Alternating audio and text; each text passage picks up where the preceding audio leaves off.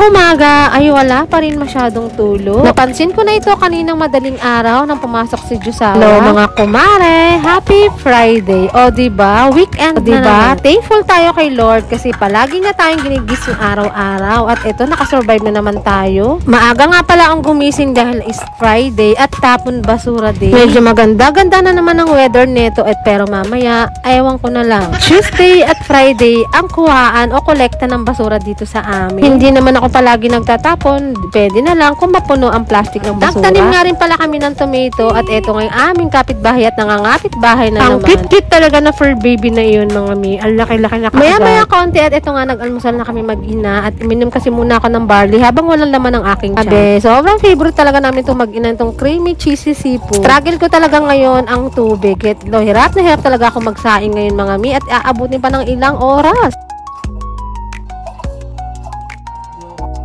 Superwoman talaga tayong nanay. Eto nga, hindi pa rin tayong tapos at maglilinis na rin muna ako ng electric fan. Hirap talaga na walang screen door dito sa bahay namin. Talagang pasok na pasok ang mga alikabok. Hindi naman kami malapit sa kalsada at talagang tago itong lugar namin. Ewan ko ba, pakarami pa rin alikabok. Tuwa talaga ako dito sa bago kong electric fan. Small but powerful. Eto nga yung Astro. Tapos ko nga niya maglinis eto nga ako ay magluluto na ng ulam ng aking Junakis. At maya-maya pa ako kakain at busog pa nga ako.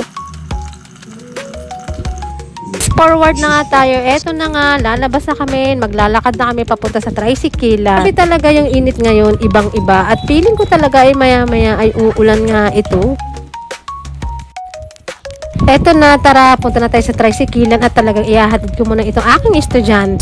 Solo ko na talaga yung weather dito sa amin. Talagang may saltik talaga at may sayang. Eto na nga mami, nasa tricycle na nga ako at malapit lang naman ang school ni Junakis. Pagkarating namin sa school, eto nakita na ni Junakis ang kanyang mga BFF. Ayun na nga sila. Pansin ko, parang ang konti pa lang ng mga tao. Ito, hindi ako nagtagal. Bumili lang ako ng ulam at eto na nga, naglakad na tayo pa uwi. Sanay naman ako maglakad mga mami, pero eto, ibang-iba talaga yung init at singaw talaga nito sa lupa. Pagkarating ko nga dito sa school mga mi, eto, nagbis lang ako saglit. O siya, kain na po tayo. Nagustuhan ko talaga yung mga luto doon sa karinderya na binibilihan ko noon pa. May nakita nga ako para siyang Bicol Express na may sitaw talaga siya mi. At talagang may bagoong talaga. O siya mga mare, hanggang dito po muna. Salamat sa pagsama. God bless at mag-iingat kayo always.